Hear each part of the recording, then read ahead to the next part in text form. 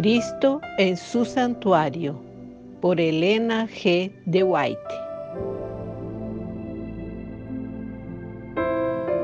Capítulo 1. Cristo en el sistema de sacrificios.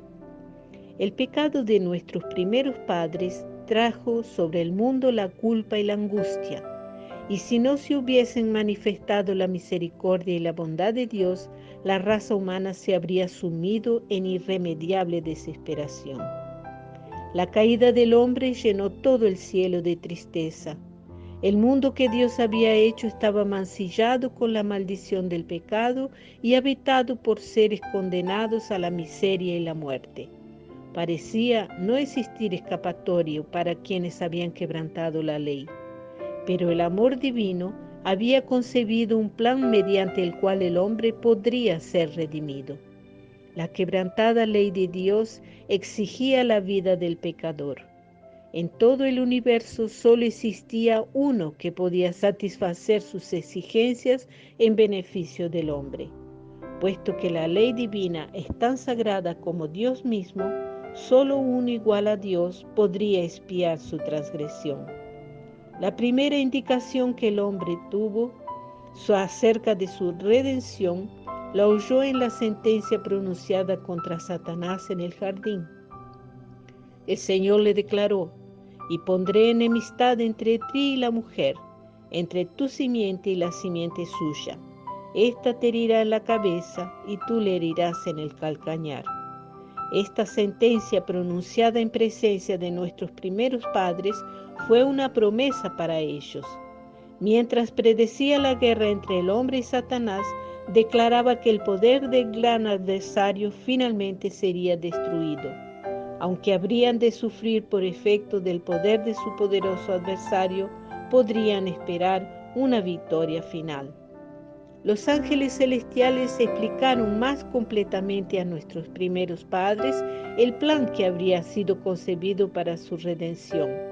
Se les aseguró a Adán y a su compañera que a pesar de su gran pecado, no se los abandonaría al control de Satanás.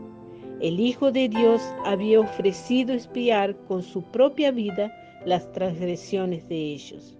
Se les otorgaría un tiempo de gracia y mediante el arrepentimiento y la fe en Cristo, nuevamente podrían llegar a ser hijos de Dios.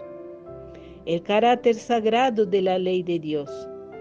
El sacrificio exigido por su transgresión reveló a Adán y a Eva el carácter sagrado de la ley de Dios, y vieron como nunca antes la culpa del pecado y sus horrorosos resultados. La ley de Dios existía antes que el hombre fuera creado. Los ángeles eran gobernados por ella. Satanás cayó porque transgredió los principios del gobierno de Dios. Después que Adán y Eva fueron creados, Dios les hizo conocer su ley.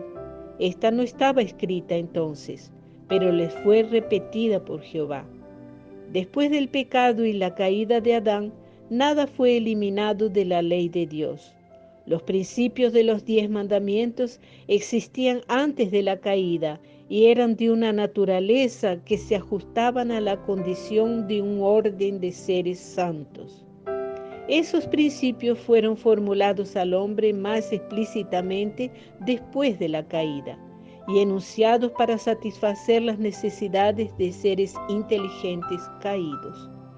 Esto fue necesario a causa de que la mente del hombre había sido cegada por la transgresión. Entonces se estableció un sistema que requeriría el sacrificio de animales, con el fin de mantener delante del hombre caído lo que la serpiente había hecho que Eva no creyera, que la paga de la desobediencia es la muerte. La transgresión de la ley de Dios hizo necesario que Cristo muriese como sacrificio, para así proporcionar al hombre una vía de escape de su castigo y al mismo tiempo preservar el honor de la ley de Dios.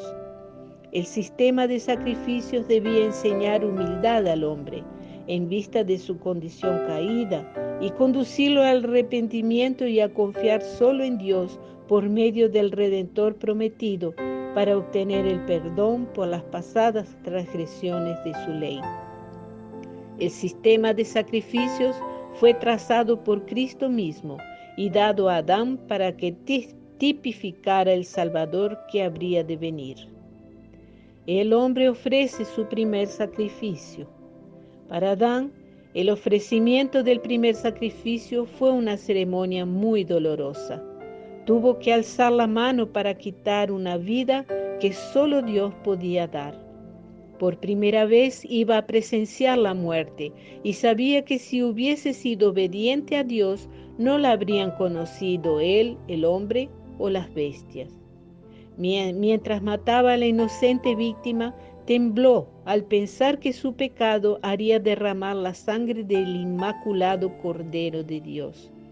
Esta escena le dio un sentido más profundo y vívido de la enormidad de su transgresión, que nada sino la muerte del querido Hijo de Dios podría expiar.